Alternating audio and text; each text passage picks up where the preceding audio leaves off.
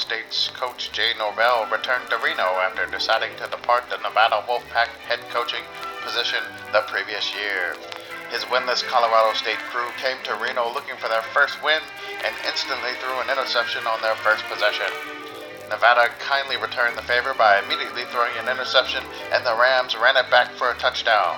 On the next Rams drive, the QB quizzically and questionably chucked another ill-timed interception. Nevada attempted to drive to counter the Colorado State lead, and the Wolfpack running back perplexingly pitched the pigskin towards the posterior-placed quarterback. While the ball balanced in the air, a Rams defender picked it from midair and nimbly negotiated the now Nevada defenders dashing into the end zone for an unexpected 14-0 Rams lead. Nevada negotiated a lengthy, long, drawn-out 17-play, 99-yard drive to cut the Colorado State lead in half before halftime. Midway through the fiercely fought fourth quarter, Nevada notched a tying touchdown, and the students set off countless confetti cannons, cluttering the camera shot. Colorado State's QB only had 28 yards passing before their final drive, and somehow summoned the strength to string together 41 yards of passing to get the Rams ready in field goal range. Colorado State had a 48-yard kick to win the game. The Rams kicker missed a chance to win, but Nevada nicked the kicker, who astoundingly acted his way to a timid tumble, topping tediously over the prone Pack players, drawing a precarious penalty. The Colorado State kicker capitalized on the second chance, converting the 43-yard kick to give the Rams their first win of the season. Colorado State 17, Nevada 14. Welcome, everyone, to the Sickos Committee podcast. This is our recap of Week 6. As always, I'm Jordan. I'm the VP of who knows what anymore. I just keep adding jobs. I'm like an intern. With me tonight, as always, is Commissioner Escalante, who still is longing for the land of enchantment. Yes. And our special guest tonight is Michael. Michael, how are you doing tonight? Exhausted. Turns out having two kids under 18 months old is very, very tiring. Yeah, that's a lie. You were in Las Vegas. I know you were in Vegas watching BYU and Notre Dame. So don't lie to us like that.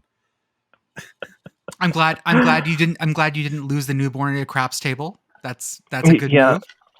Couldn't wager her. They didn't accept that. I mean, the Luxor had to change that policy, so I have no idea. Giving up kids to the mighty light pyramid out in Vegas. So, the sun god did not approve. Appeased too many times. That's why summer was so hot. Exactly. And too many planes blinded by that giant light going in and out of McCarran. Kamish, how was your weekend? It was fun. I watched a lot of football. I mean, God, Friday was fantastic. I mean, it was probably the best. It was like 4 games, and they were all awesome in their own way. Saturday was fantastic too. I think like in the morning was relatively slow, I guess. But the afternoon picked up, and then the evening was just basically the nightcaps. I don't know what you're talking about. The morning being slow, man. Texas, we'll talk later. Kansas TCU was an absolute banger. Oh no! I'm just saying, like the majority of the games in the morning were not necessarily quality, I would say. But that's our stuff. I mean, there was one shutout I can think of that I guess we'll have to talk about a little later. A team that. A forlorn team. I'm gonna get in a lot of trouble this episode. I'm gonna tell you right now. Again, I'm two drinks in, and I was having a good day. I was having a good day on Saturday morning. Here comes that Longhorn bravado coming out. You can just hear it. Like he's got it. He's got good. it. There was only one team in Division I football that scored 0 points this weekend. I don't know who that was. No idea. No clue. Yeah, I didn't even need to watch it, and I heard many people speaking about that. I can't imagine. Before we go on to anything else, tonight we're joined by special guest Blue, who is here to talk about some HBCU drama between Jackson State and Alabama State. So, at the end of the game, we saw it was a handshake that went in for a hug, but the hug got rejected, and tell us about it. Yeah, so we've got two teams here, Jackson State Tigers and the Alabama State Hornets. They're SWAC rivals. They play yearly, and Alabama State has a brand new head coach. This is Eddie Robinson Jr., and as I'm sure some of you know, that is not the son of the great Grambling State head coach Eddie Robinson Sr., who also has a son named Eddie Robinson Jr. But Eddie Robinson Jr., head coach of Alabama State, is an Alabama State alumni. He went there, was an all SWAC player for Alabama State, and then went on to have a 10-year career in the NFL. The head coach of Jackson State is the well-known, the magnanimous Deion Sanders. We call him Coach Prime, Coach Sanders. Those that want to mess with him just call him Deion. But he's in his third year as head coach of the Jackson State Tigers. And all week has been saying that this is going to be a gift. This is a money game for Jackson State. This is basically we're going to roll in, and that's going to be that. Just to pull the curtain back a little bit, HBCUs tend to have their homecomings later in the season than say, your standard PWI, your predominantly white institution. Just for example, my alma mater, Norfolk State, our homecoming is this coming Saturday. So ours is going to be on October 15th. So for most people, that's, in the second half of the season. Right, so after their sixth game or so. And what that means is homecoming games typically are against conference opponents. And that usually happens, obviously, with your PWIs as well. However, who you pick for homecoming tends to send a message for the HBC community. So some people, some HBCUs, they take pride in going and playing on people's homecoming, given an opportunity to ruin it. Norfolk State was in Baltimore. They played Morgan State, and they ruined Morgan State's homecoming. Other teams, Alabama State had theirs, and they had to eat it against maybe the best team in the SWAC. So it just happens. I personally don't believe picking a team for homecoming is any sort of insult. That's a personal assessment. However, some teams, they take it personal, like, oh, you think you're gonna show out on us. And so when Jackson State figured out they were the homecoming opponent for Alabama State, they said, that's it. We're gonna, this is easy game for us, easy money. We're gonna insult you guys. And Deion being Deion, he really talked it up all week. Coach Robinson isn't really a talker. He was a linebacker. He was a defender. He was all, I'm going to show you better than I can tell you. That's his mentality toward these types of things. And so that was, he kept it very, to that point, very professional. And then when game day showed up, when they were doing their walkthrough, Coach Sanders walked through, literally, he walked around the field and went as Alabama State was practicing. This is a gamesmanship. So he's seeing how their offense is setting up. What are they focusing on? How are they preparing? What should we be aware of? At the professional level, this happens all the time, and nothing is made of this. They hide it at the professional level. At the college level, that type of sophistication is not there, and we're talking FBS. So when you're talking FCS, that's definitely not there. That type of sophistication to hide things is just, that's not how we think about things at the FCS level. We're trying to patch up last minute holes, preparing for the game. So Coach Robinson had a lot of complaints. Now, I do want to kind of pull the curtain back a little further. Grambling went to Jackson State for their game earlier this year. And we all know about the Jackson water crisis. They didn't have any clean water at all. Jackson State football players were getting pulled off campus and taken to hotels for the week. They couldn't make ice. They couldn't make water. They couldn't make Gatorade. So they had to import, so to speak, to prepare for the team. In the middle of that game was played at around 90 degrees Fahrenheit at the height of the day. This is Mississippi heat. And in the middle of that game, Jackson State ran out of Gatorade to sell in the stands and concessions. So we've got people passing out in the stands, and a lot of Grambling fans, they left the game. Their team's getting blown out. It's 100 degrees. Grandma's not taking the heat too well. There are a few, anecdotal, but people were saying, my grandmother passed out at this game. We had to, for her safety, we had to leave.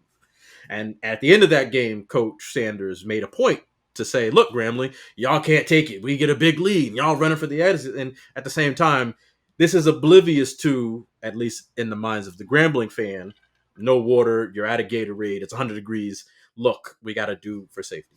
So the SWAC, being the conference that it is, this is an old conference. This is a conference with a lot of relationships. Yeah. These schools have played each other, some of them going on a century, on and off. I come when I try to stump for HBCU football, but we have rivalries like everybody else.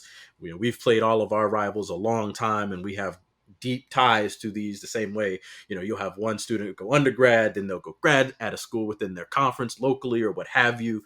And so Deion is seen as an outsider. I don't want to say that as, I can't speak to it 100%. I'm a MEAC. Both of my institutions that I went to were MEAC schools.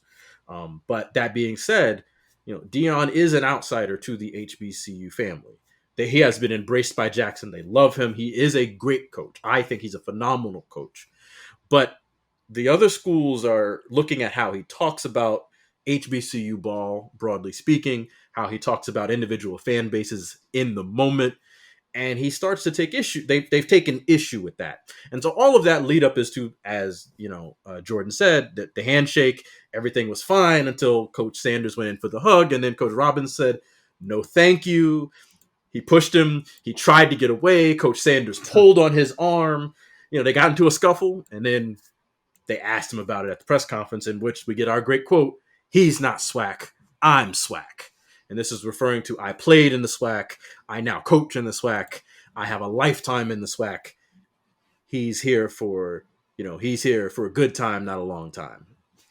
And so that's kind of the setting the scene for where we're at. The context, especially of going back to like Jackson State, the game before, what's going on in Jackson. I didn't know that. Thank you so much for bringing that, because I didn't know any of that. That's why I wanted to have him on. I knew there was more to what occurred. I knew it wasn't just like one instance. And honestly, I've never seen like a hug canceled like that. So, you go in for the handshake and the dap, and then all of a sudden he goes in for the hug, and it's just like, no, to the chest. It's like, no hug. And I'm like, I've never seen that before. If it was like warranted, it feels that way. And I understand how the Alabama State head coach feels that way. That's just something I just wanted to bring up, because this is just something that's kind of interesting to us. We don't follow it as much as we should. And, again, there's some, deep ties, deep roots. And I mean, it kind of like the SWAC feels like maybe like the SEC or the Big Ten of like the HBCUs, and maybe that's the MEAC is the Big Ten. I don't want to get too far into that, but like it's like there is some old historical rivalries that we don't know about, and I definitely do appreciate you coming on to explain it a little bit further. Blue, thank you so much. Thank you, Blue. Appreciate it. Thank you, Blue. Take it easy, man. Michael, you have been offline this weekend. First thing I wanted to start you off with here is there are 1, 2, 3, 4, 5, 6, 7, 8, 9, 10, 11, 12, 13, 14, 15. Maybe I counted that wrong. I don't care anymore. I'm drinking. It's fine. There are a handful of undefeated teams left. Can you name them? All right. Well, I'm just going to start with Alabama and Georgia. I assume them. Good choices. Ohio State and Michigan. Clemson. Good choices. Clemson. Yeah. Okay, that's 5. Got that. I know Oklahoma State still is, because there was no Yeah. screaming and crying here about that. I'm assuming USC still is, because there was no laughing about that. So you're about halfway there. Yeah. Can I get you 2 more out of the SEC? 2 more out of the SEC. It's definitely not the vaunted Vandy offense. It's not Vandy. Yeah, no. it's not Vanderbilt. That's not the only one that I'm watching. I just want to say that phrase again, in as much as possible. Always.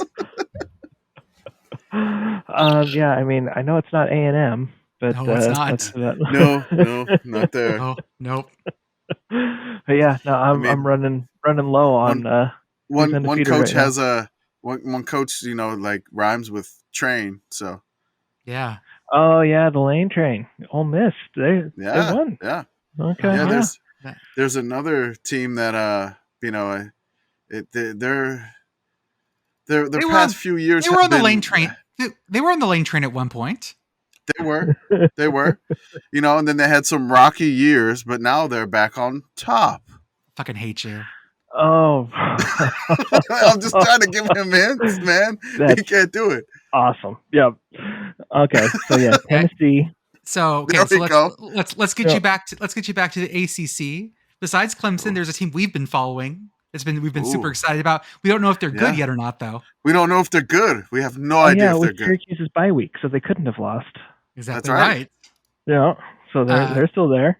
Going back to the Big Ten East specifically, there's another team in there who I don't know. I could tell you when they played this year. They played Auburn. They beat Auburn. That's the only one I know. I know this one. Penn State. Yes. There we go. They haven't lost yet. Yeah. Good one. Okay. Yeah. Let's go back to the Big 12. There was a team this weekend that played another undefeated team and came out on top. Let's see. I knew that Kansas was undefeated, but I'm pretty sure that they are not anymore. So I guess that means TCU is still undefeated. TCU is undefeated. Yes, let's post some more of those weird horn frogs, please, Jordan. Yes, continue. always. Yes. Hell yeah. I've seen them all, and every time, I look, and then another one catches me off guard every time. The one with the one where you can clearly see the dude's face in the horn is my nightmare. I love it. I think the one that got me this time is somebody replied and it was like, Grandma, you were a cheerleader? Yes. And then it was like, oh, I got to hold the horn frog's tail. And it's just like the lady holding the horn frog's and I'm like, oh my God. Thank you so much for that reply, whoever that was. It was amazing. So USC's partner in crime to the Big Ten is also undefeated. Oh, UCLA beat Utah. They did. Oh man, I did not see that. Yeah, look at the smile from this BYU fan here. God, it's good. He didn't even know. Oh, he's like, oh my God, that just made the whole weekend. It's great. And then we have two G5s left. One is in their first season as a FBS school. It's got to be JMU. It is the Dukes. Right. Dukes are undefeated. And then a team that is near and dear to our hearts and played an absolute brawl with BYU 2 years ago. I don't want to talk about it. Oh, the Sea Chickens. The Sea Chickens. The Sea Chickens tried their hardest to lose to ULM. And Terry Stout Boys refused to take it. Boys. They tried so hard, man. It was I was so mad. I was just we can talk about that later. Just move on. Our undefeated teams are Clemson and Syracuse in the ACC, Michigan, Ohio State, Penn State in the Big Ten, Oklahoma State, TCU in the Big 12, USC and UCLA in the Pac-12, Georgia, Tennessee, Alabama, Ole Miss in the SEC, and then Coastal and James Madison. Yeah, about half of that is totally normal. Half of that is like, no. Right. There are some of those, like Coastal is the one that I'm looking at going, they're fun. They're not. No. They're going to have a moment where they're just going to give up a bunch like another G5 team we're going to talk about today that absolutely got taken to by Texas State. Anyways.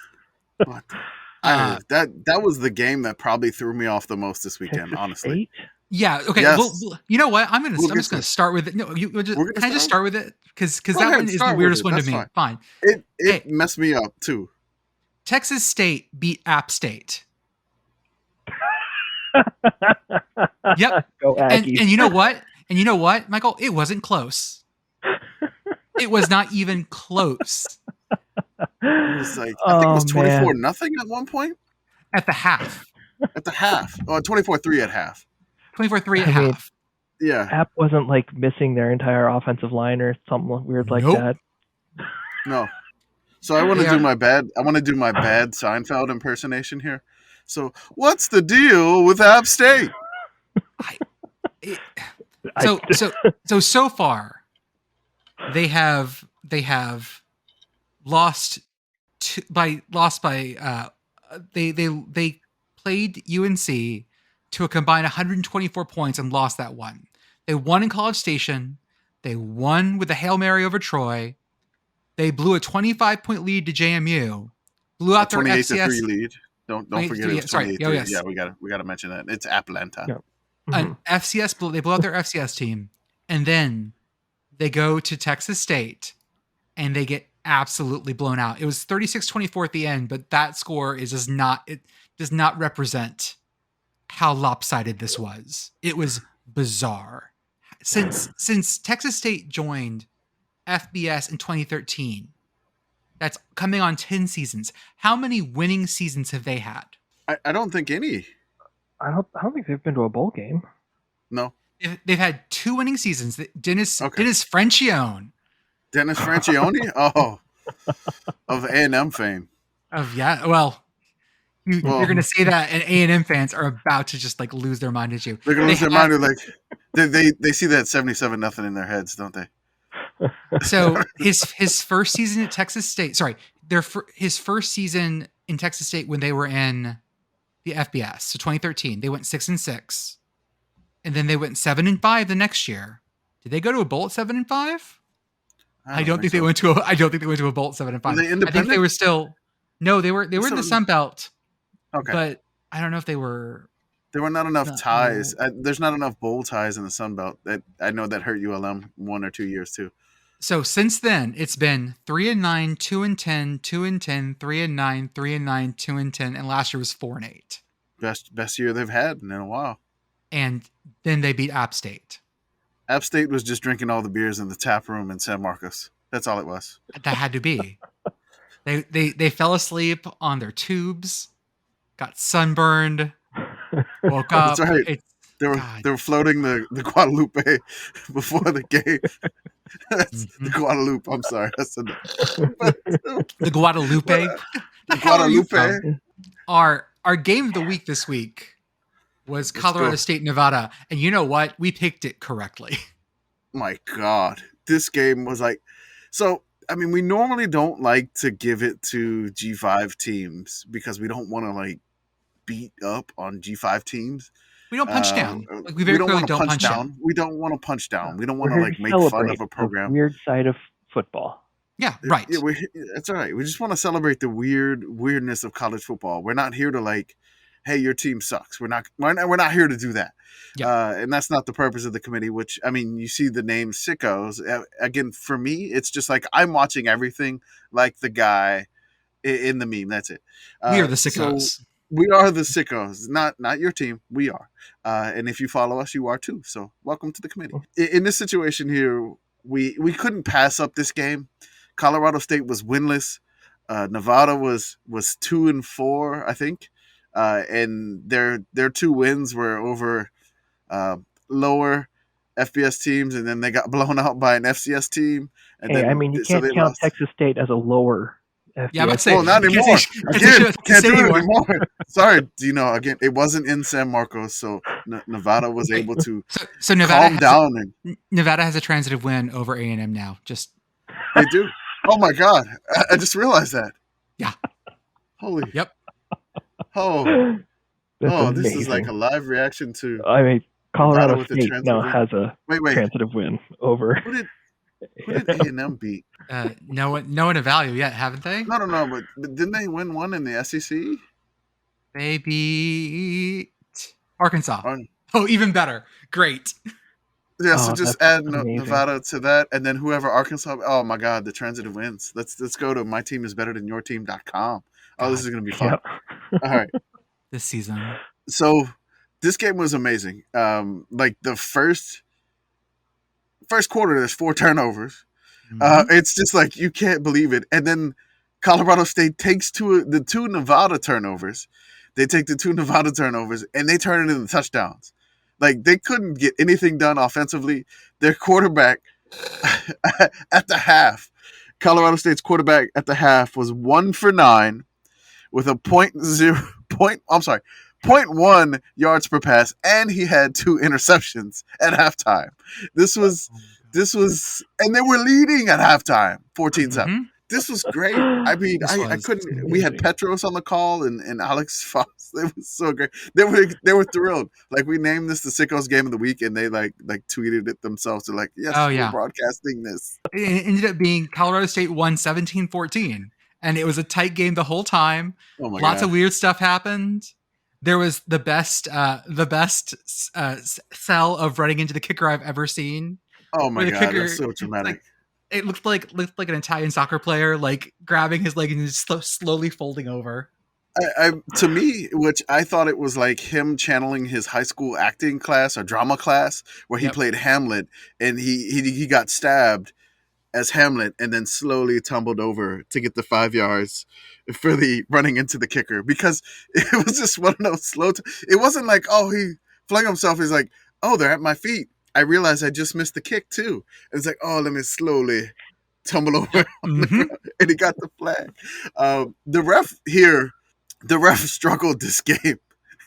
There was, I mean, like, I think it was like 3rd and 10 and Nevada was on their own 2, and he scrambles and he makes it to the 10-yard line, but somehow Nevada gets a first down. Yep. All this, like, The most charitable spot I've ever oh seen. my in my god! life. He never got near that line, and then they take it in for a 17-play, 99-yard touchdown drive. It was so awesome. When Nevada tied it up in the second half, all the students shot like confetti cannons to celebrate the touchdown. So the camera had like confetti flying in front of the camera, and you couldn't really see the field. All you could see was like the score bug that said 14-14, and you had no idea why confetti was coming. So if you tuned So into the good. game because it was close, you just see confetti everywhere. It's so ridiculous. Okay, so Colorado State has played 3 non-P5 teams this year: Middle Tennessee, Sac State, and Nevada.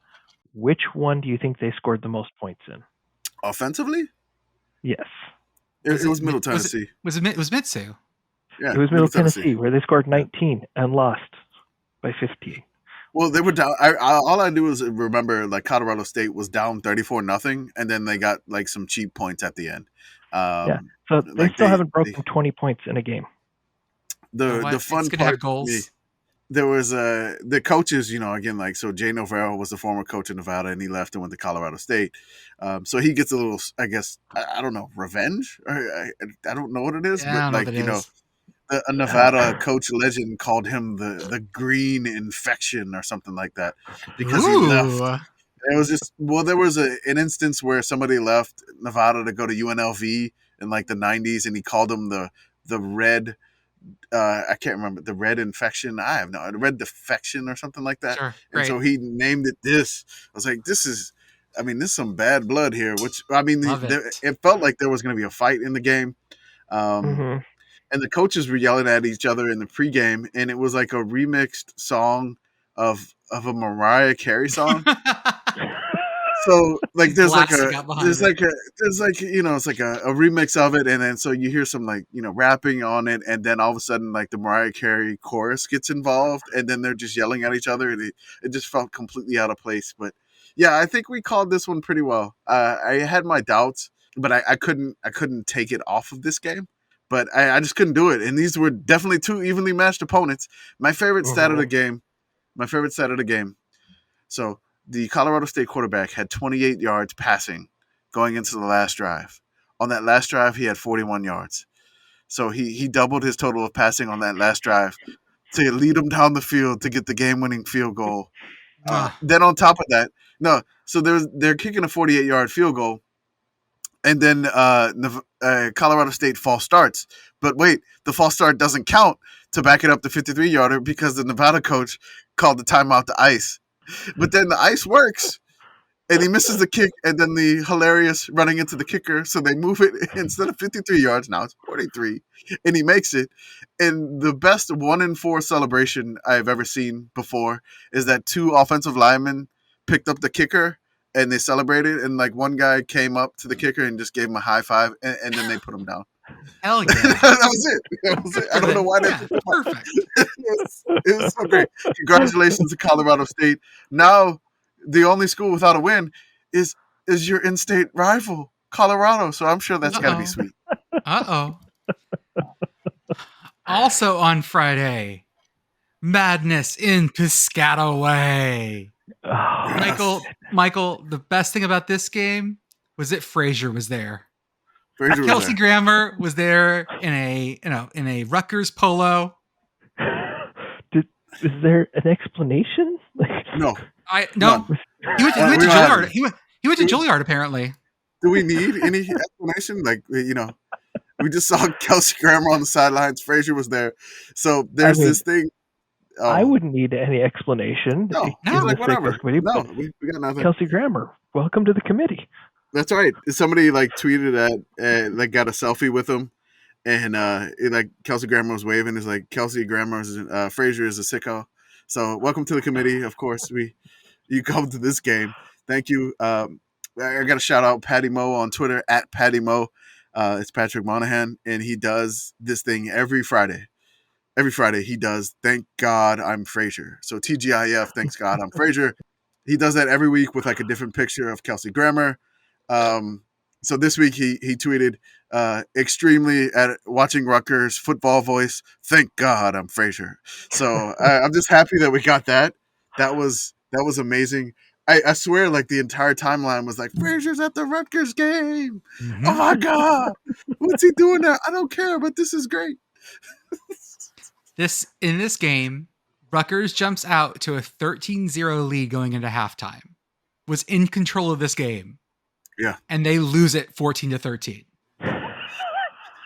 It was just something that it was crazy. Like the blackout uniforms of Rutgers, and the crowd was, I mean, the sellout crowd, whatever they define as a sellout. I mean, the stands looked pretty packed and everybody's wearing black and they were fired up. Rutgers was fired up. They were not letting Nebraska do anything in the first half. It was ridiculous. And Nebraska had 2 interceptions. Rutgers couldn't punch it in the end zone more, which would have probably helped, I would say. The Rutgers punter apparently had a touchback streak that he hadn't had a touchback since 2019. Once Nebraska came out of halftime and they scored, it was 13-7. Then Rutgers lost, the punter lost his touchback streak. It was 150 straight punts without a touchback. And once that occurred, it kind of felt like the Rutgers wheels were falling off. Like as soon as that happened, you kind of knew it wasn't Rutgers' night anymore. Because, I mean, their punter, they just felt like it was doomed after that touchback. We just couldn't believe it. Like, we celebrated it earlier, and then, like, 5 more punts happened, and then there was a touchback. It was just like their ace pitcher just, like, grooved one down the middle, and he just gave up a home run. It was just unexpectedly, and the whole team just, couldn't rally around the punter anymore. You lose the punter, there's no way a team can stand up. Can't do it. Nope, can't do it. Tell us about that kneel down, Kamish. So Nebraska gets an interception to basically seal the game, and they're all excited. And I tweet them like, Nebraska is gonna win the football game. Essentially, I'm so thrilled. They finally gonna break, the one possession curse that Scott Frost put on them. Yeah, Nebraska nearly fumbled the kneel down. They actually kind of did fumble it. I'm gonna say that. Basically what Greg Schiano teams do, they try to fire off the ball really heavily right at like the center's knees. And so like the snap didn't make it all the way back to the quarterback. The Nebraska quarterback was able to just like basically fall on it and preserve that, because if they didn't, Rutgers would have been right in field goal range. And that could have been the most heartbreaking Nebraska loss, I think, known to man. So they I mean, whew. Oh, Nebraska. But they got it back. They got their first back-to-back Big Ten win since 2018. Shout out to Mickey Joseph, the interim coach. Thank you so much for getting that win for Nebraska there. I mean, we were like, these historic records were just falling, and they're like dubious distinctions. And it's just crazy how this was happening. It was priming us for the weekend. Shout out to when we found out about the 1920 match between Nebraska and Rutgers at the Polo Grounds in New York. What was the quote? Beef one, big beef. Big Beef Beef. won the day. And we found out that the Nebraska Beef meant that each player was like 180 pounds.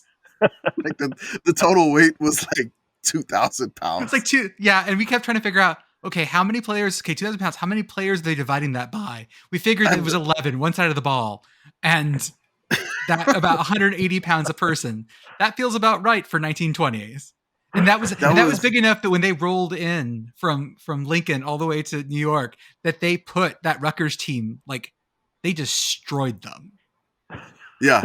The Beef wins the day. The Beefy Boys of Nebraska. Hey, The large 187 lads from pounds Lincoln. of beef. That's too much for. That's a lot of beef. Scarlet We Knight. we found a picture of the 1921 Rutgers team too, and it looks like a bunch of people who like haven't had a good meal. Like it looks like a team that you're like, okay, well clearly these guys would have been like destroyed by 180 pounds of Nebraska because these guys look sickly and like they've just been smoking cigarettes before they went in there. They all have typhoid probably. Jesus. Another Friday night banger, Houston and Memphis. I'm going to first talk about the absolute insane missed field goal. They were 20 yard. It was a 20-yard field goal, 21 yard. It was real close. It was like 23, I think. They were on the right hash. Houston goes to kick a field goal, and he shanks it left to the point where I'm not sure if he hit the left upright. No, But if he didn't, he came real close. no, he did not come close at all. I mean, it was an absolute. I have never seen. was just- It's like me trying to play golf now. Like I will just absolutely like if you're standing next to me, like even with me, just be careful because that's probably one of my drives or something at this point. Yep. Because it'll go that way, and I had no idea how humanly possible that could have happened. And so I was like, how did he miss it that bad from that angle? But I mean, oh my God, that was he did get replaced by another kicker, by the way. Yeah. The nice thing about having so many followers now is we have so many followers that do so many different things. And so someone actually tweeted us and was like, okay, so here's what happened. And he said it was a combination of the line being unbalanced.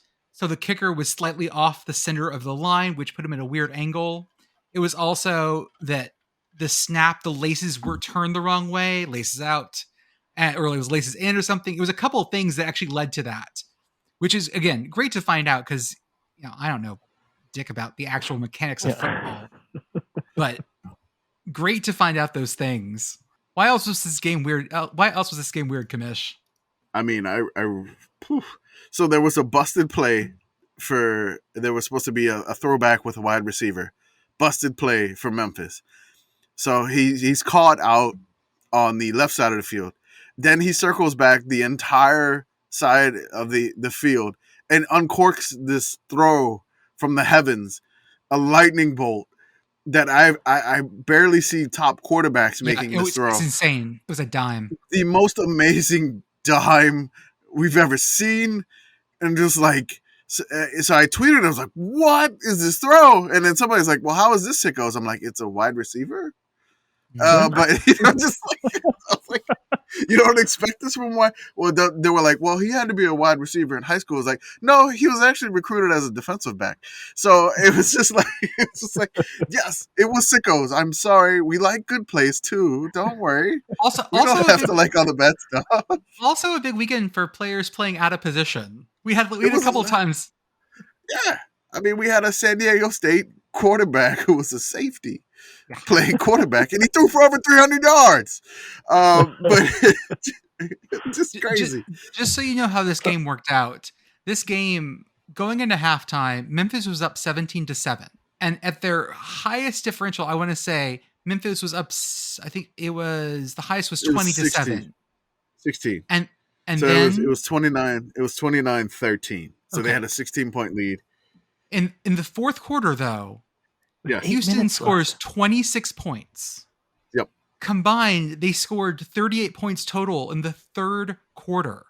It was like this game was cooking along and then just absolutely went stupid. The last 15 14 minutes. points in a minute and a half. Yep, Like, that's how that game ended.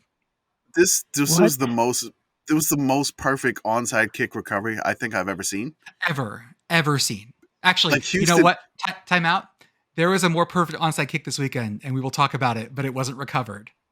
Okay, well, recovery is what I'm going for here. Gotcha. So, like Houston could have had two guys catch this. I don't know what Memphis was doing, Yeah. but like the Memphis guys went to block, and then they apparently missed the block, and so two Houston guys almost had to fight for this amazing, like easiest onside kick recovery I've seen. I can't believe what happened. Dana also went through when Dana saw that field goal go so left, so far, so wide. The reaction was the stages of grief in real time. You saw him get angry and sad, and it was beautiful. So I was just looking at Houston's schedule. They have played 6 games. 5 of them have been 1-score games. 3 of them have gone to overtime. Mm-hmm. Their only non-1-score game was losing by 18 points to Kansas. Yep. I don't know what is Houston. I love this year. This year is great. It's so weird. Such a great year. Yeah, Houston is just on fire all the time. Yeah, Houston might be my new have to watch them because you never know what's going to happen in the fourth quarter. Like, Yep. They've had 3 overtime games already this year, and then this stuff happens. Houston is must watch. I mean, just for Dana, like Dana's going through it every game too. Like I mean, I don't know how he's handling it. He's got to be losing headsets. His cardiologist can be the richest man in Houston. You know that, like, Dana hasn't seen a doctor since 1980. That is true. There's no way. Yeah, there's no way that Dana goes to a cardiologist. What am I talking about? What the hell am I talking about? God, Dana doesn't believe in medicine. What are you talking about? If he talked to a doctor at the craps table in Tunica, and that was about as far as he got. Yeah. Dana's doctor is Dr. Pepper, and he only sees him once a year. Hey, you know what? Dr. Pepper has gotten me through many health crises. Thank you very much. Okay. That's right. The only thing to say about San Jose State and UNLV is that two things. One, they beat the living tar out of UNLV. San Jose State seems to be the best team in the MAC West, and I'm not sure what that says at this point. And 2, San Jose State wore the ugliest uniforms I've ever seen. Not the ugliest uniforms I see this weekend though, because Arizona State played. But no, I'm gonna go different. Like they were just so yellow. I loved them. God. Like it was just so yellow. Absolutely. Like when we had the New Mexico like crazy red, like this crazy red. This is like the crazy yellow. It was just, and I don't think UNLV could handle it. No. Like I just said like UNLV, like their retinas couldn't handle that much yellow, and San Jose State just took it to them. I think the actual team account from San Jose State replied to us about the yellow. So I was like, I love them. Like, there's not many teams that wear yellow. There's like none in the NFL. There's nothing. But I mean, like just straight yellow as a primary color, we don't get much of that at all. So I mean, BYU played Wyoming enough in their all gold. That is true. Yeah, the gold. Yes. Yeah. The gold and brown. I think yellow and blue is a little bit better than gold. A little bit better. Brown. So yeah, this is way better than those Wyoming. Don't hurt me, Wyoming fans. I want to come to Laramie. All right. Okay, Michael, we're gonna have to walk you through Iowa, Illinois. How much do you know about this thing? I know literally nothing. I did not see a single second of it. The only game that I saw partial of was TCU in Kansas, and then I saw the second quarter of the BYU Notre Dame game, which was. So I'm gonna BYU give up a safety. I'm gonna tell you how many yards each team gained, and I want you to guess the final score for me. Okay. Okay. Illinois gained 372 yards. Oh goodness. Iowa gained 270. What was the final score? It's been taking Iowa about 30 yards to score a point, so I'd guess that they're somewhere around 10. And then I guess Illinois, it said 370? Yep. That, I'd say we're looking like 17 to 10. Michael, it was 9-6.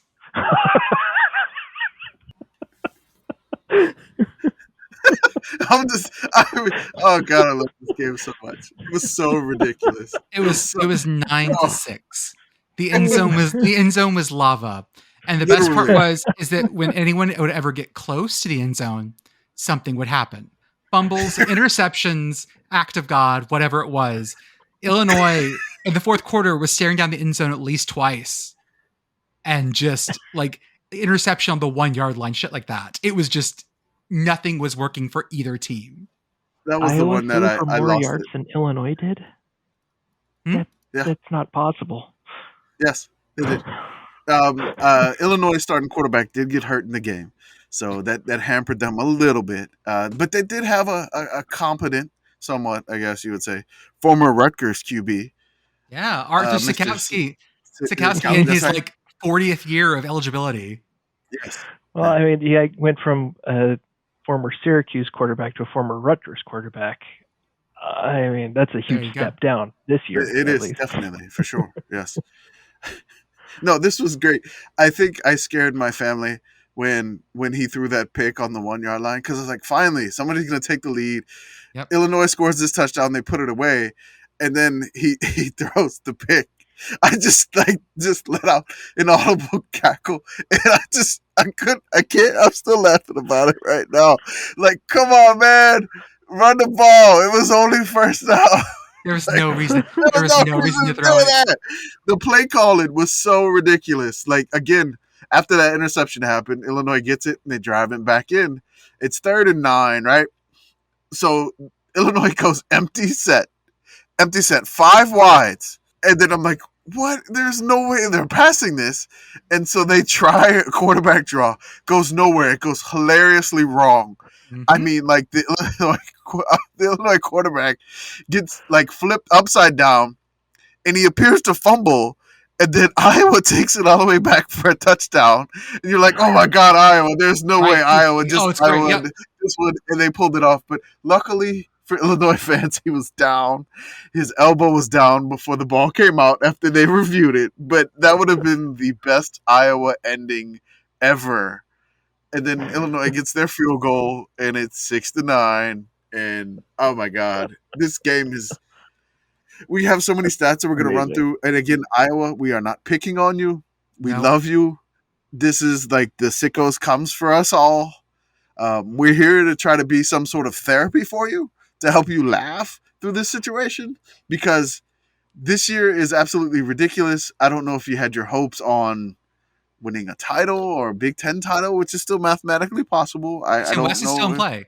Big Ten The West Big is Ten still in West play. is you're only like a game back. It's who You're a knows game what will back happen. of Nebraska, Nebraska, Yes. Illinois, and Purdue. Purdue. Yeah. Uh-huh. That's who I picked to win the Big Ten West. That's right. Yes, definitely. We had it all this way. But through 6 games, Iowa is scoring 14.7 points per game and giving up 9.8 points per game. The last FBS team to score and give up fewer points than 15 per game in an entire season was 1994 Memphis. They finished 6-5. So defense doesn't win championships, is what you're saying. You may need to score some points. Now there was a series where Iowa got a field goal here, and we got tagged in this tweet so many times. I was just like, please stop tagging us in this tweet, which it didn't stop. Never It stop never tagging stopped. us, guys. Never And stop. no, I was just like, it was like 30. I was like, I just It was tweeted great. that. Like, was I was great. just like, I'm watching this game. I promise you. Like, I am paying attention to Illinois and Iowa. I promise. I know what's going on. I just saw it happen and I tweeted about it. But they kept tagging us in, and it was like Shihan Jeharachi's tweet. And he was just like, so if I understand this right, Iowa just punted from their own 16. They recovered a muff punt at the Illinois 35. Then they went 3 plays for -6 yards. Then they punted. Then they forced a fumble and recovered at Illinois 5. Went 4 plays for -4 yards. Kicked a field goal. A 15-play, -10 yard, 76 punt yard field goal drive. Jesus Christ. Oh yeah, To try go and figure for out what happened. Mm-hmm. And the last drive for Iowa, just the way it pops up on ESPN is end of game. Iowa 6 plays for 4 yards in 1 minute and 12 seconds. Like, how do you only get 4 yards on Oh, 6 plays in have a you minute have and you 12 seconds for your last drive, like how do you throwing it down the field? have you not seen this play? No. Okay, Oh that's But yeah, it. I'm finding it. now, send the last play of the game. The last play of the Okay, game was absolute beauty. It okay, was we the gotta do it. stupidest set of laterals I've ever seen.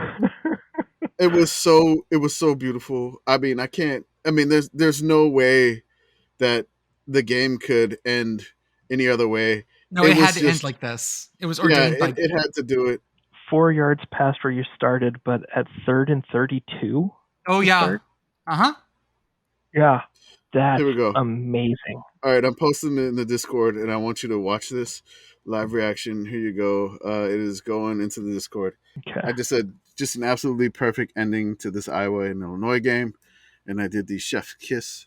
I didn't know if we had that emoji or not, but yeah. So you can watch this live and then enjoy. Oh, that is. Oh no. Yeah, oh yeah, huh? Oh no. The best one is when he's clearly out of bounds. Clearly out of Obviously. bounds. You're Refs don't whistle it though. No, no. they don't. The refs are They- just as No, they amazed wanted as to see all of us. how they wanted to see how far this went.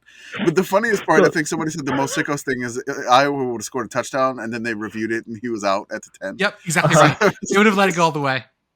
They So, would have. so yeah, I had seen that play was marked as a fumble, gaining 4 yards for Iowa. Sure. I mean, Which there was it was beautiful. they, Like there was a part where like the quarterback got the ball on like the end zone, and he had like a little swag to him, and he's like, then he pitched it to the tight end who went the other way. He's like, yeah, we got that going now. And then the game ended like shortly after that. no, amazingly, the ball went out exactly on the 16-yard line, which is where the drive started. So, Yes. Oh my Iowa- god. way to go, Iowa. Jesus. So there's some more Iowa stats. We're just going Iowa heavy here. Let's Yeah, lean here we into it. go. All right, since We're the an Iowa 2017, they're our number one sickos team. We gotta support them. They love us and we love them. Since the start of the 2017 season, Iowa is 39-9 when they score at least 21 points. They have also won 17 straight when they score at least 21 points. So Brian and Kirk, y'all need to get the magic number of 21, and y'all could win. So that's great. There is another stat that I saw today. Iowa has 7 offensive touchdowns this year. Here are some players that have the same or more. My favorite is the running back for Pitt, who has 7 because he had 6 last game against Virginia Tech. Izzy, I mean, I can't even say it. I'm not even going to try. Pitt Twitter's going to come after me. But it's Izzy. He had 6 touchdowns against Virginia Tech, and he tied Iowa's offensive production by getting 6 touchdowns in one game, and so that's equal there. There's a running back for the Brad Roberts, the most generic name running back for Air Force, 7 touchdowns. There's a Vanderbilt wide receiver with 7 touchdowns. That's Will Shepard. I think my favorite one is a Rice running back. It's Ari Broussard. He has 8 touchdowns. So, and then a Marshall running back has 8 touchdowns. Also, Caroline LeBourne. It was just like these people have more touchdowns themselves than Iowa's offense. I can't do it. And then again, it's quite romantic, Iowa's offense. So, there was a proposal at the game when it was tied 6-6 in the third quarter. Jade, I love you. Will you marry me? Jade, if you listen to this podcast or if you follow our account, please tell me you said yes, haha, yes. You had to. Last thing I want to say about this game is that Illinois' kicker, his name is Fabrizio Pinton. Fabrizio is a great name. That's a fantastic name. I don't know why How he's did not Rutgers- kicking it at How did Rutgers. Rutgers Right. let them get away? How did Right. Rutgers? Shiano on the hot seat for me. Let me tell you. Okay, after all that, whew, getting Get to Iowa. Oh man, I gotta Iowa, I gotta get turn the up Iowa a fan in system. here. Man, this Mhm. whew. Iowa. God, I love you, Iowa. This is so, I don't get it, man. I don't get it. Like I don't I either. tweeted a question. I was like, why doesn't Kirk Ferentz just run the option? And then somebody was like, no, that's 3 options. That's too many. You just need to have one solid, good option. The Iowa fans are not happy. We're just here to give you some sort of joy because this is absolutely ridiculous. You don't control your team. You don't Right. control your coaching decisions. You don't control your athletic director. You root for your team, based on where you went to school or where you're from or something like that. You really don't have much say, and to have it like control your emotions like horribly like this. We're here to, again, some sort of therapy, trying to lighten the mood and just have you enjoy the silliness of college football. But I mean, this is just absolutely ridiculous. What are they ranked? What are they ranked offensively? I got more Iowa stats. Here we go. Total offense. They're 131st, dead last pass offense, 120th in rush offense. Not bad for them. 127th in scoring offense, and 127th, I believe, over. No, I'm sorry. Scoring offense 127th and rush offense 127th. The pass offense was 120th. Total offense, they're dead last.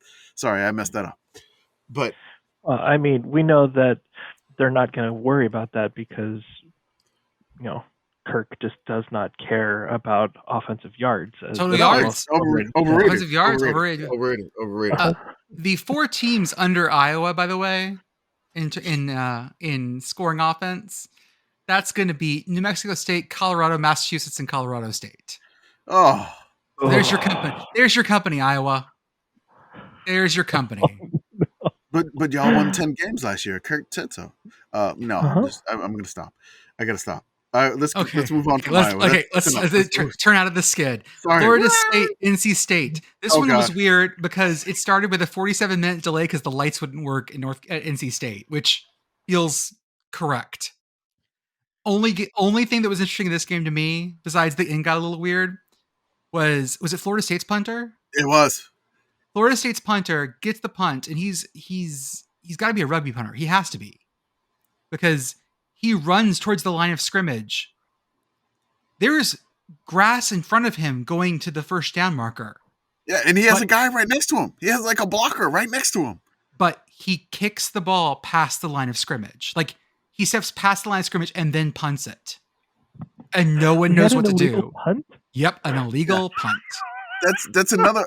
South Carolina State did this earlier this year, and again, I mean, I don't know if the South Carolina State punter would have made it, but the Florida State punter, he had nothing but green grass in front of him. I don't know why he just didn't just run. It would have been a first down. I mean, I don't know if he was running towards his sideline or the opposing sideline, because it was his sideline. They would have been doing the air traffic control. Right. So like, go, just go, get the first down. But yeah, I don't know what happened there. It was just the interception at the end that killed their hopes. Yeah, that the ending of that game, they were in field goal range and they threw an interception and they threw it. Could have won. They lost by 2. We apologize to our friend Katie. Our friend and 2-time podcaster. Yeah. Which probably will go up soon, but we're still new at this, so we feel bad for Katie. Sorry, Katie. The game was a little silly, got very silly at the end. That interception just absolutely killed it. But otherwise, hey, Michael, how was BYU Notre Dame in the city of sin?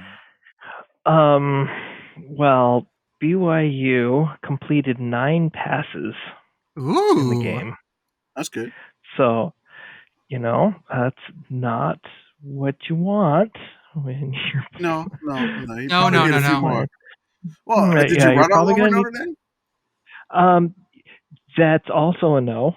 Okay, problem. Did you give up a safety to Notre Dame? Yeah, we did that. Okay, we did that as well. Okay, all right. That's 3 things you probably shouldn't be doing. Was it a safety after just standing in the end zone, staring blankly downfield for about 10 seconds, not moving? Didn't move at all. Didn't even think about moving. Yeah, that reminds me of the time that I did that in flag football. I was the flag football quarterback, and we're playing in like this outdoor. It's like 19 degrees in New Orleans for some odd reason, and we're playing an outdoor flag football tournament. I was the quarterback. My hands are frozen. Also, apparently, I was frozen in the end zone because I gave up a safety as a flag football quarterback. And believe me, I did not live that down with my friends for probably I'd say at least a year of high school, and that was so I feel BYU's quarterback's pain right there. So yes, that was pretty rough. Good. Yeah. I'm glad you felt that. God. I was like, oh God, high school memories, yikes. Yeah. So Notre Dame possessed the ball for 40 minutes of the 60-minute game. It's not what you want. No. Yeah, the fact Did y'all that it was score only a quickly? one-score game at the end of the game is shocking. There's no reason for it to be close. Like, that was miserable, and just what BYU does. You know, get all amped up for a game, and then, hey, let's break out the blackout uniforms, and that doesn't work. So I'm completely expecting them to look amazing against Arkansas for absolutely no reason. There we go. Oh my God, that's next. Uh-huh. Yeah, that's this weekend. Oh, yeah. Oh, yeah. Jeez. Oh God, that's a weird one. We're ranking that one. Yeah, Yep. Yeah, and neither of them are ranked anymore, so it's No, perfect. not at all. I hope Arkansas's QB KJ is okay though. Yeah, it's going to be just one of the most stupid games possible. Oh, it's great! So I can't wait. yeah. I can't wait. Uh-huh. It's great. So Michael, I'm gonna move us on to another game. I'm gonna give you some yards, and you're gonna tell me what the final score was. This is Kansas State, Okay. Iowa State. This is Farmageddon. Farmageddon. Kansas State had 389 yards. Okay. Iowa State had 252 yards. Okay. So I'd 389 say to probably 252. like that sounds like a 31-13. It was 10-9. No. Kansas State Oh, won. wow. Kansas State won 10-9. Oh no. Oh, how do you even do that? That's a great question. So there was a play that Kansas State had, and I think it was a close game, and then Kansas State was like the wide receiver makes an amazing catch, Mhm. and he's running in, he fights off like two tacklers. Then he gets to like the 2-yard line, and an Iowa State guy like just wraps him up and like punches the ball out perfectly, and they recover it. And that was like the last offensive play pretty much of the game, honestly, that I think actually it was just I mean, K-State fought. They were playing in Ames at night, which is always weird. Mm-hmm. But like, it was just such a weird game, and this was going on at the same time as Illinois and Iowa. So the state of Iowa just could not score points. There's a follower who created a flag with the sicko's face in the shape of the outline of the Iowa State, and it just says Iowa Sickos United. So it's just. And I just had to tweet it. I was like, dude, that's it, man. Y'all understand what you're both going through at the time. And oh my God, it's just and good for K-State to win this one. The state of Iowa FBS teams scored a total of 15 points this weekend. That's right. There was 6 points in the second half of that game. Yeah. It's 15 more than a certain team we'll talk about in a little bit. But you know, Yep. yeah. Save it for braggadocious man over here. Oh, it's gonna feel so good. Yes. This was interim coach weekend. That's right. Because we Mhm. had Arizona State wearing the ugliest uniforms I've ever seen. Arizona Oh. State, you have maroon and you have gold, and those are great colors. I don't know why you went with tan, but They God, tried to match the desert sand. Desert, Oh my God. God, there was like it was like beige. It reminded me of like my grandfather's like 2012 Buick Regal. Yep. The color, Look yeah, it's just not a good color, not good color. But they work, so you got to keep wearing them now, Arizona State. All right. Another. So Nebraska interim won. Yep. Michael, I'm going to give you a little bit of a shock here too. Okay. Georgia Tech won. No way. They beat They did. Duke, and In OT. in OT, and Georgia Tech actually almost doubled Duke's yards. No, not doubled. About 150 yards more than Duke had. I Well, can't I mean- explain it. I don't know what's going on here. Maybe Um, they didn't like the coach. That's 2 in a row for Brent Key. That is. Georgia I'm Tech not going going to to a make a bowl bad game? key pun here. I'm not going to do the bad key pun. I'm trying not to do the bad key pun. At one point, No. Georgia Tech was up 20-6. Like Okay. Duke clawed back a little bit. To get it to OT. It There was to OT. that last Duke drive was aided by like 40 yards of Georgia Tech penalties, Yeah, and the crowd was all over the place. just livid at the refs. It was like they hated the refs. I mean, they were just booing the refs left and right. Georgia Tech made their field goal, and then the defense pushed Duke back, so Duke had to try like a 52-yarder, and Mr. Ham he missed it just a little bit, and Georgia Tech wins. That's 2 in a row for Brent Key. UAB's interim also got a win. UAB palindromed Mitsu. Yes. 41-14. They palindromed Oh, them. Titans Mitsu just got palindromed. And then we Speaking got of, we got the other interim coach we forgot about. who? The Jim Leonard at Wisconsin. Oh, that's right. Wisconsin won too. They had a blackout at Northwestern. They were wearing their black jerseys with like purple and gold trim. It looked great. And then they went down like 35-0. So that didn't work out. Graham Mertz like absolutely on fire against Northwestern. Looked like a god, and I have no Yes. clue how that. God, I have no clue what just happened there. Yeah. so with everything that we just went over there, I just realized we could be headed to Nebraska Georgia Tech Pinstripe Bowl. Oh God, Ooh. that's Oh, wait. spicy. Wait, maybe the Nebraska Georgia Tech Mayo Bowl. Oh, No, I want them in the Rose Bowl of the East. The Throw Rose that Bowl- bad boy mower. the granddaddy of them all. The granddaddy The of them bad all. boy- Forget about that. The bad boy mower Rose Bowl of the East at scenic Yankee Stadium. I can't believe they play a bowl game there. It's so ridiculous. It's Kamish, the best though. Yes. I'm sorry that I said that Miami, North Carolina wasn't going to be weird. Oh, it was plenty weird. Look. My mom is from Miami. I grew up watching the Hurricanes, and I mean, they're like, I root for them, but like you could just tell this was going to be weird because again, Miami and North Carolina, they never play a normal game. Never. No. Never. It never happens. And it's always some crazy weirdness, like somebody goes down big, and then somehow somebody makes a miraculous comeback, and maybe they pull it off, or maybe it ends in heartbreaking fashion. But so it ended in heartbreaking fashion for Miami this time. Tyler Van Dyke threw for 500 yards and lost. Yes, That's amazing. Yep. Yep. Beautiful. It was like his last pass. He was driving them down, and it got like tipped at the front line, so it just shot up like a rocket. Ricochet, Like, yeah. It ricocheted like 20 yards down the field, like crazy high, way over the wide receiver's head, and then there was like a safety like right perfectly underneath it, and almost caught it like a center fielder would catch like a fly ball, and that's how the game ended. Drake May, UNC's quarterback, a single game Detmer of 3.09, two TDs, 2 interceptions, 309 yards. Beautiful. We'd love to see it. Awesome. Great playing. Wow. What is this curse of Scott Frost? Okay, let's go.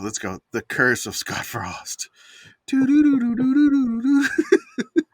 No one knows what the Twilight Zone is anymore. You old man. No one knows that. They've rebranded the ride at Disneyland to Guardians of the Galaxy now. Like you don't even the rides there anymore. Okay. Yes, it's a Guardians of the Galaxy ride now. You have now crossed into the sicko zone. No, okay. So the curse of Scott Frost. 3 teams have beaten Nebraska this year. Northwestern beat them, Georgia Southern beat them, and Oklahoma beat them.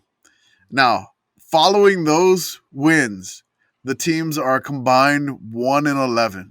Fantastic. Gross. So you beat Nebraska. You're probably going to be losing. Georgia Southern is the only one of those teams that has a win.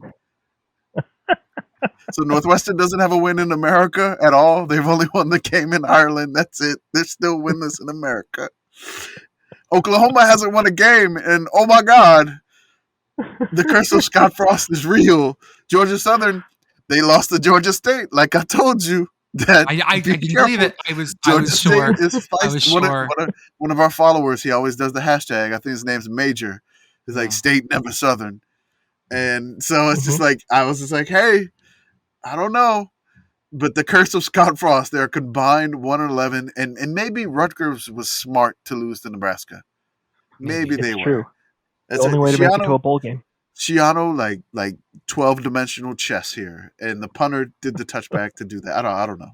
Who knows? I didn't watch Purdue, Maryland. What Oh my happened? God. What didn't happen? Um, this was like the Big Ten hype game that nobody was really paying attention to.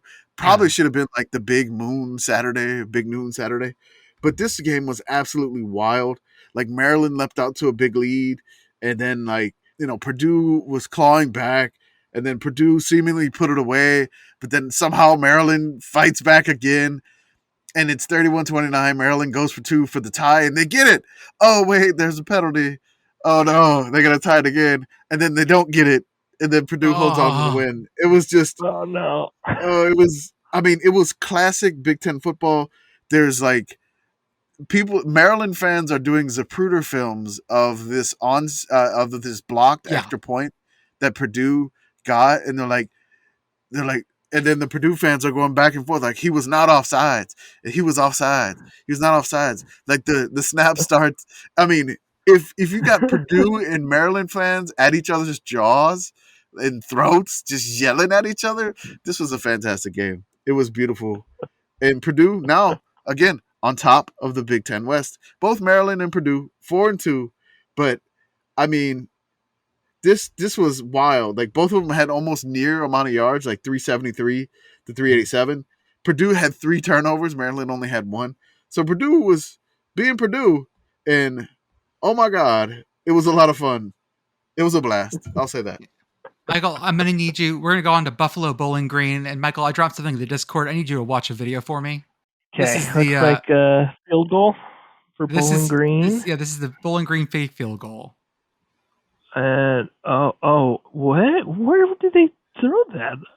And I think it was down, and fumbled it again. And So I'm gonna say this: like when I got my kiddo next to me, and when we start watching, I put up like the menu at the beginning of the college football day, and I'm like, hey, okay, which game do you want to watch here? And so he looks at the team logos. And he picked this one. He picked Buffalo at Bowling Green. And then I was witnessing this live when it happened. This fake field goal. Like Oklahoma pulled this fake field goal and then got their first down with it. Bowling Green tried to do the same thing. and the kicker ate it, and it was returned. They did not count the return. I don't want to take your fun away. There was a block in the back, which I didn't even see. I don't even know where that went. I don't know about that, but yeah, sure. Yeah, so I mean, Buffalo had these crazy wild plays. Like they had a 92-yard touchdown run. They had a 98-yard fumble recovery for a touchdown. Like Bowling Green could not get in the end zone. They would get it all the way to the end zone. They just could not get in the end zone, and they would just spectacularly fail. And it was just like, oh my God, Bowling Green, like you're killing me. I'm so glad they scored at the end. Yeah. It was 38-7. I'm glad they got 7 because they totally earned more points. But this was the sicko special that my toddler picked. I'll just say that. It was so great. That's awesome. So Georgia beat the living crap out of Auburn. That's what we're gonna go with here. Like Georgia just destroyed Auburn. Interesting things that happened. Robbie Ashford is the first Auburn QB to record a passing touchdown in Sanford Stadium since Chris Todd in 2009. Wow. And Stetson Bennett went on a 64-yard touchdown run. I have never seen that boy run, and good God. But Michael, the best part about this is Escalante's autocorrect.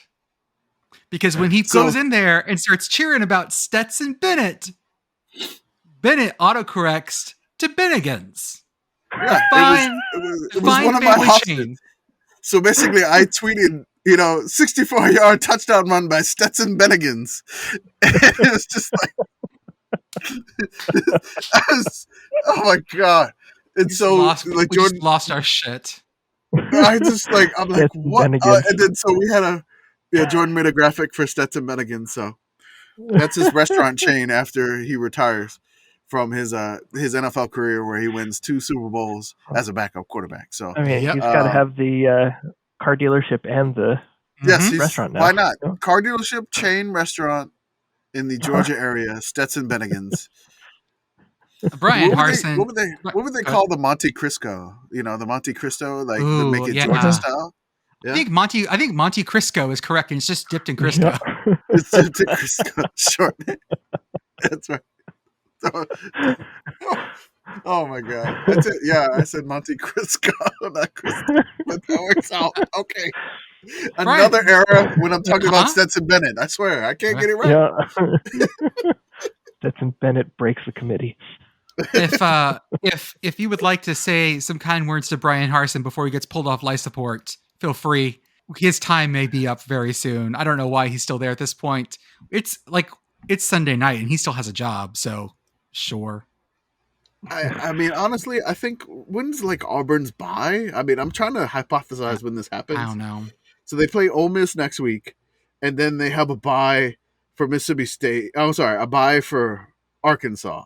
So I don't know. I think I was listening to a podcast. I think it may have been Godfrey that says that Auburn uses the Ole Miss game as a measuring stick.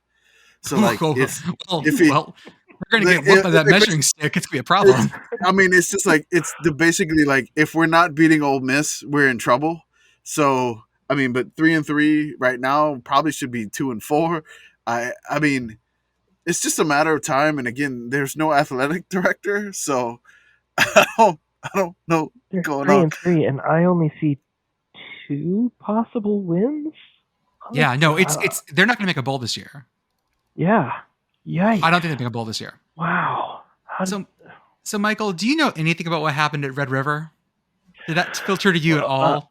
I do live in the state of Oklahoma. Right. So when we were out at a farm here, there were some very, very sad people wearing Oklahoma gear, and dads in Oklahoma gear were moving their children out of the way so they could take shots on the corn cannon, Mm-hmm. which is a air-powered cannon that shoots corn out. That's stolen valor from Iowa, I'm pretty sure. It definitely is. But they had replaced one of the Halloween decorations that you're supposed to be shooting the corn at with a picture of Lincoln Riley's face. Okay. So They're taking it well then, is what I'm hearing. Yeah, very well. This was amazing. This was great. This game was amazing, guys, because this never happens. I am a passive Texas fan. By passive, I mean that I'm from Texas. I have friends that went to Texas. One of my first college football seasons that I really like engaged with was the first Texas Rose Bowl year where they beat Michigan in the Rose Bowl. My second year was the national championship. I've been through a lot of bad Texas since then. Whatever. This Red River is never this way. It is either a stupid game that ends with a 5-point difference, or Oklahoma blows Texas out. It does not. This does not happen. Nope. This never happens. Texas does not win this game like this ever. No, ever. Oklahoma is broken, and it's beautiful. I'm so happy. I'm so happy. Good God, I'm so happy. He's so giddy. I am. I turned the game off because there was too much scoring. I was bored. I wanted to watch something more. I'm going to say again, weird statements. I switched to a game that was more competitive, like TCU Kansas. And by the way, Oklahoma opens as a 7-point favorites against Kansas next week. Oh goodness, Kansas is gonna. It's got to be about like Oklahoma's quarterback. Oklahoma's playing their second string quarterback, not some of it. You know, Kansas' quarterback we'll talk about in a second. Kansas is maybe going to play their second string, so it's not quite sure. But there is no way on this earth that Oklahoma is a 7-point favorite, even at home, against Kansas this year, which is a fucking crazy statement. This is a lot of fun. I love this year so much. Yeah. Did you want to say the stat? Texas fan? You know, Oh, I passive do. Texas fan. I Do it. do. Oklahoma is shut out in a game for the first time since November 7, 1998. And this breaks a 311 game scoring streak for the Sooners. Okay, so there were 3 other Division One schools to not score any points this week, other Okay. than Oklahoma. Who was it? You had Dayton, Okay. Oh 3 no! and 2 The Dayton. Flyers.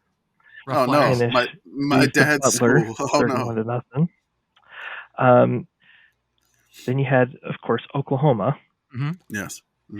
You had 0-5 Bucknell Oh, lose Bison. 57 On the to nothing baseball to Holy field. Cross. on the baseball field On the at Holy baseball Cross. Yep. field. The minor league Mhm. baseball field.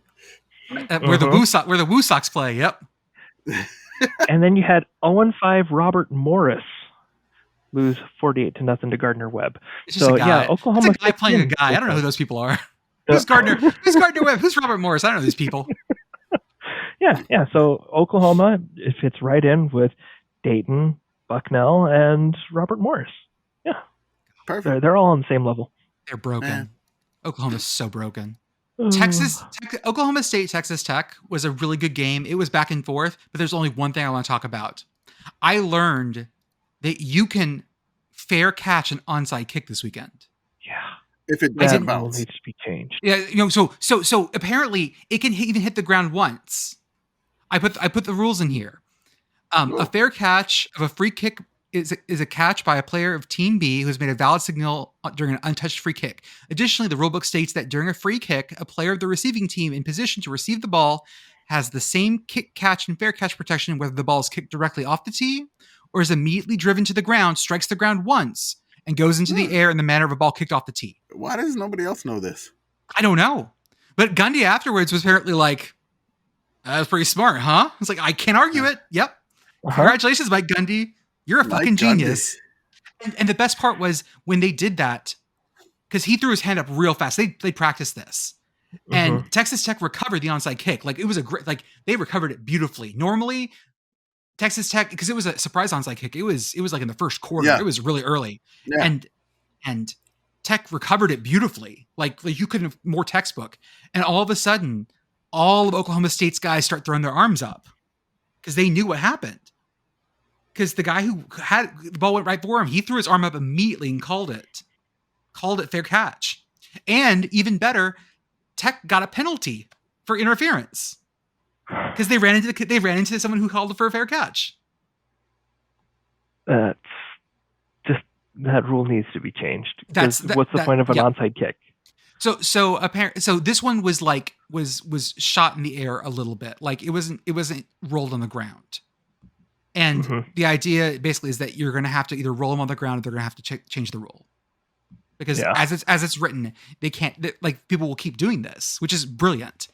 I also made the mistake when looking this up, went into the Tex Ags forum about people arguing about this play, and Jesus Christ, it was a combination of like they cheating and what was it? It was, oh, this isn't how it works, and someone posted a rule. It's like, well, that rule's wrong. It was great.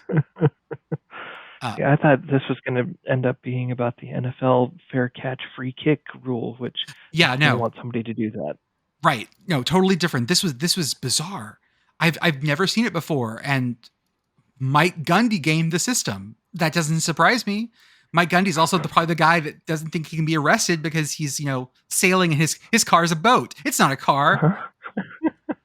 Soft sit Mike Gundy actually fucking read the rules once and actually got it working. God. TCU Kansas was an absolute banger. Like, this was the best game. Like, for me, best game start to end of the weekend. Kansas's quarterback goes out early. They bring on the Mean Bean Machine, former UNT quarterback, former North Texas quarterback, and he acquits himself very well. He beat Texas last year, so. That's right. And like, this game comes down to the very end. TCU looks really good too. Like, there's nothing to say about this game really, except that both teams looked really good. And I hope Jalen Daniels gets better. Yeah. There's a couple of different things that rematch. in the Big 12 title game. It might be. It absolutely might be. That was a great game. Fantastic. Back and forth. Just a blast. There was I love the tailgating ambulance that we saw. Yes. It was on the side of the tailgating ambulance. It was RESCU, so like rescue, but spelled with RESCU. It was beautiful. Awesome. Also, we wanted to shout out, I think it's at Mike O. It's Mike O. It's Mike O. He had the Sickos Game Day sign where he actually physically drew out the Sickos guy. It had the yes, haha, yes on it, and then he painted like in the KU on it. So it was just beautiful. So thank you so much for doing that. That's, again, we're getting some game day signs. This is crazy. Yeah. Like we had the other one. So, Michael, the next one I'm going to tell you about is Bama A&M. I'm just going to tell you the score. Alabama 24, A&M 20. I mean, I knew Bryce Young was injured, so I'm assuming he didn't play. And that's basically all of it. Like right there. Like that's why this game happened the way it did. Alabama gets about 400 yards. A&M gets about 350. And it looks like A&M is going to score. They are marching down the field into the game. It's going to happen.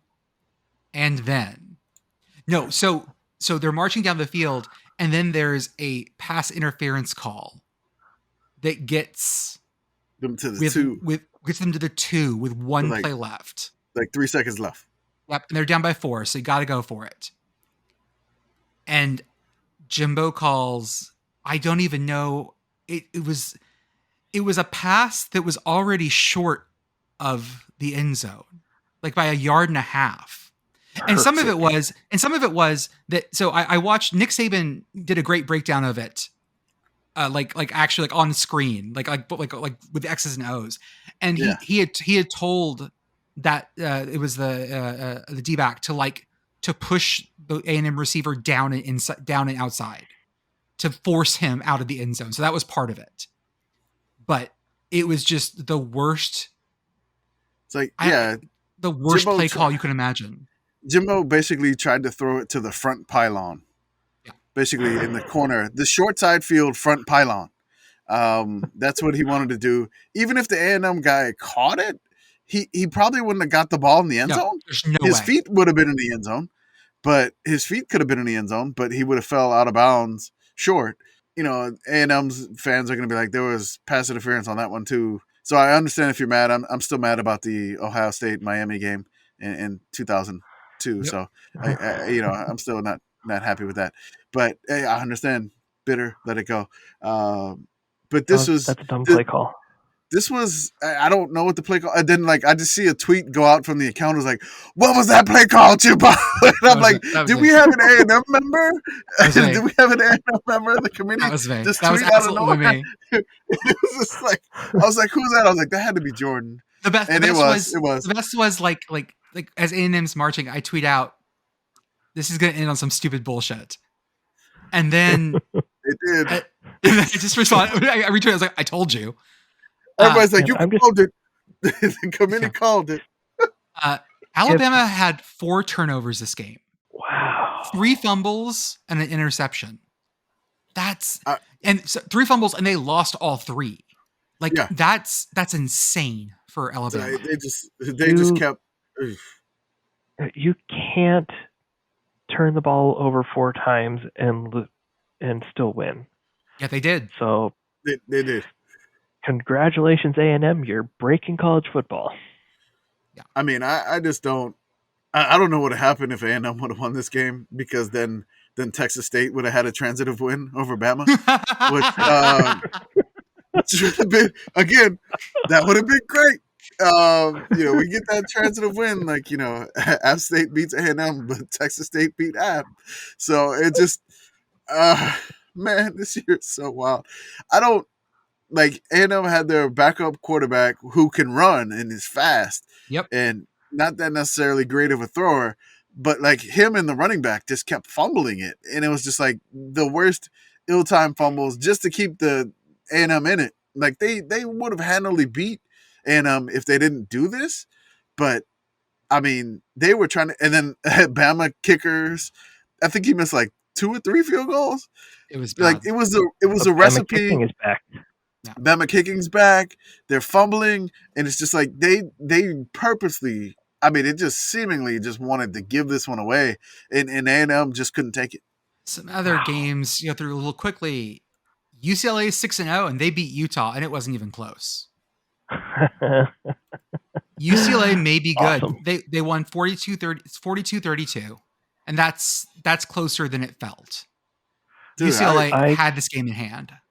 I Yes. can't wait for that USC UCLA game. UCLA to feel like they are top of the world. Everything's going their way, and then, as what always happens when UCLA feels good going into the USC game, it all falls apart. They lose There's- by like 40. Here's the game. Hold up. It is at the Rose Bowl. Ooh, I don't know if they can get some fans there, it might go. All the fans that show up to UCLA games are just USC fans who couldn't afford to go to the Coliseum anyways. So That's true. it's- Ooh, I'm gonna leave that in. Ooh. I'm gonna leave that in. We don't have a ton of Pac-12 fans, but we have some. I'm gonna leave that in. Oregon State Samford. Oregon State wins on a catch at the last second where the Stanford secondary just stroked out. This is I'm the gonna one Give you that- this one. Yeah, this is the one where I am about to fall asleep, and then all of a sudden this is like, oh wow, Oregon State's within 2 now. What? Okay, this is weird. How did that happen? Because and then like Stanford goes down and they get a field goal, so it's 27-22. Oregon State's got maybe like a minute or like 58 seconds left, and they're down 5. They start driving and they get to midfield, and then there's like the backup quarterback, because the starting quarterback for Oregon State was he was playing the whole game, so he just basically throws it to the Oregon State receiver, and I don't know what happened, but it looks like he caught it off like the side of the Stanford quarterback's helmet, and as he's trying to catch D-back. it, Yeah. as he's trying to catch it, like the Oregon State wide receiver like pulls down the D-back's face mask a little bit, but like the safety's right there, and then all of a sudden the Oregon State wide receiver has the ball, and the safety's He's like, gone. wait, how did he catch it? And then they're chasing him down the sideline. There's 13 seconds left. 56-yard touchdown for like Oregon State, and they take the lead 28-27. They just kneel for the extra point. They didn't even care. My favorite part is this: after the quarterback like throws this, the quarterback he's just running down celebrating. He's doing like the weird, like wacky wavable inflatable man arms the whole time, like, oh my god. And then he's like looking back, and he's like, is there a penalty? Is there a penalty? No. Just making no sure, penalty. yeah. He's like, oh my god, I can't believe it. It was so ridiculous. It was so awesome. And then that's why I couldn't sleep for 2 hours after that. So I was just like, I was falling asleep. I was just like, this is the last game of the night. All of a sudden, bam, that happens. It was like, what the? Beavs. Go Beavers. Beavers are currently the team with the longest unranked streak, I believe. Yeah, now they are. So Yeah. I think they should definitely be good for a top 25 peak soon. Keep winning, Beavers. We'll end that streak. We'll get you there. Let's see. They've got Washington State, Colorado, Washington. Oh, they're gonna win. Arizona State. Oh yeah. They're gonna. Yeah, they're Yeah. they're good for 2 stupid losses in there, but they'll win 3 or 4 of those. Yeah, they're going to be like a 9-win team headed to the Oregon game. Like they should be in the top 20. Michael, you know how Navy's been kind of having a rough year, just haven't been able to get the points. Yeah. Navy beat Tulsa 53-21. Oh, I can't even possibly fathom how they did that because they don't score this year. No, they don't. Navy had 508 yards total. How many of those were passing yards? Oh my goodness! Like I'm gonna guess like 70. 9.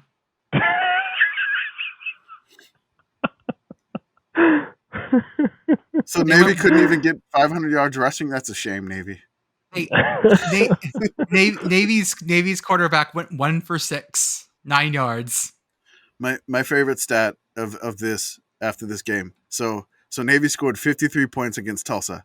They outscored themselves in every other game besides this one combined in this game. Mm-hmm. So their first game against Delaware, they scored 7. They scored 13 against Memphis. They scored 20 against East Carolina. I'm sorry, 23 against East Carolina. They scored 10 against Air Force. And then all of a sudden, here it is, 53 out of nowhere for Navy. And going into halftime, it was Navy was up 36-14. Like, they did their heavy lifting early in this game. It was great. Navy's 2-1 in conference. Like, conference title is not out of the question after being that miserable. Mm-hmm. UConn has their first win streak since 2017. They beat 2 FBS teams back to back, New Mexico State and FIU. Next week they play Ball State. Could be 3. I'm Could just be. saying. Could be 3. Maybe. The Husky Revolution moves on. Husky Revolution. The FIU Do you want a TV revolution? The FIU TV broadcast still looks like absolute trash. No white balance. It looks like someone recorded it on VHS. It looks like when I used to record like Disney afternoon cartoons because I wouldn't get home in time. I'd re-recording the same tape over and over again. So like all the episodes of DuckTales I had were just like warped. That's what this looked like. No, it's like one of you do those dramatic things where like everything was going well, and then it wasn't. It's like black and white. Like UConn scored a touchdown, and so you see it from one angle, and then on the other angle, it just changed. It was like, and then UConn. Whenever they switch cameras, it just made me laugh so hard. It was great because the cameras, like, you know, are they matching brands? I don't know. Are they matching decades on their camera? Absolutely not. It looks like an old webcam from like 2005. Like, it looks like that. It looks like it should be updating one frame every 2 seconds or something like that. That's what it looks like. Tulane's 5-1. Why aren't they ranked yet? Rank them. They beat K-State. I mean, come on now, rank them. Rank Tulane. Rank them. They beat East Carolina. I mean, their defense is great. Rank them. I mean, rank the Wave. Let's go. The Waves came for the Pirates, as historically they have. Kamish, I'm sorry about this game. ULM had the chance to beat Coastal at home. So earlier today, everyone who's listening will be happy to know that I'm playing with some advanced punting analytics. But the worst punt of the weekend by adjusted EPA was Coastal up 8 late in the 4th, punted from ULM's 37 and punted it for 7 yards. So, and what did ULM do with that gift, Kamish? And they drove it down and failed on downs. I mean, it's just that was the story of the second half. Yeah. So Coastal was up 28-14 at halftime. This game started out crazy. It was like touchdown, touchdown, touchdown, touchdown. It was 14-14. Coastal gets it. Then it was ULM serve. And then all of a sudden, like ULM gets down inside like the 15 of Coastal and they fumble. Then Coastal takes it back. They drive down right before half. It's 28-14. And so I'm like, I mean, ULM's defense showed up. They made adjustments. They shut down Coastal in the second half like it wasn't nothing. Like Coastal didn't do anything. They were stuck on 28. ULM, the quarterback, Chandler Rogers, he started the game 19 for 19, like 19 straight completions. He gets all the way down to the Coastal 1. It's 28-21. He's down to the Coastal 1. And he throws his first incompletion. And I'm like, so Coastal takes over. Then ULM gets back in the Coastal territory, like within like the 15. It's like 4th and 2. They fail on 4th down. Then they do it again. They get inside Coastal's 10 on 4th down. They fail again. And I'm like, Terry was incredibly conservative against Lafayette. But then he goes crazy aggressive here. I understand not going for the field goal on the 1, but maybe you kick a field goal on the 13. I don't know. The kicker was kind of banged up last week, so maybe that's why they didn't do it. So I don't necessarily know. But, I mean, this was a close one. Coastal was favored by 13. ULM covered. So, great teams cover. So, they hopefully, but this one hurt. I thought they had a shot to do it. And they just kept they just couldn't convert that tying touch. If they'd have got the tying touchdown, I think the ULM would have won, but they just couldn't do it. They couldn't do I it. think so too. Damn, so close. So close. Clock Commander of the Week. We got two options here. Brian Kelly managed to call 2 timeouts on the same play. That's a nominee there. That was when the LSU game started to go wrong, which, I mean, I say that probably went wrong from the kickoff when LSU fumbled the kickoff. Oh, yeah. LSU fumbled their first kickoff, and then it went from there. There was something on Message Board Geniuses that said that Tennessee had an EMP that caused the LSU person to fumble. It was on it. It was close to their sideline. That's what caused the fumble, and that's what let Tennessee recover it. Now they LSU's listening to science. Fuck that. They put a picture of the 1998 Arkansas Clinton Sterner fumble, and they said that there was an EMP there too. That's what caused the Arkansas fumble, and that's what allowed Tennessee to win the national championship. So, if you got LSU message board folks on Tiger droppings mentioning that there's an EMP on the first play of the game, things are probably not going well. And then Brian Kelly is calling 2 timeouts on the same play. Also, we have Greg Schiano. Rutgers managed to call 2 timeouts to stop the clock. They called another right before the next play. So they're trying to basically stop Nebraska from running out the clock here, which it didn't make any sense at all, honestly. And I mean, it didn't necessarily bite Rutgers. They threw an interception. So I don't know, 2 timeouts on the same play. That doesn't really happen too often. Yeah. So I'm leaning towards Brian Clock Commander Kelly. Yeah, give it to Brian Clock Commander Kelly. So Schiano is the runner-up, the silver Clock Commander. He gets a smaller clock. But the Clock Commander of the Week, we're going to give that to Brian Kelly. Commish, anything in FCS you want to mention? One last thing. One member of the committee wanted to mention that Maine, the Black Bears, got their first win of the season. And all he really wanted us to say is that the defensive back that got the game-winning interception to seal it, his name is Austin Ambush.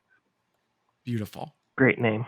I'll also throw out in FCS, we had a weird score alert.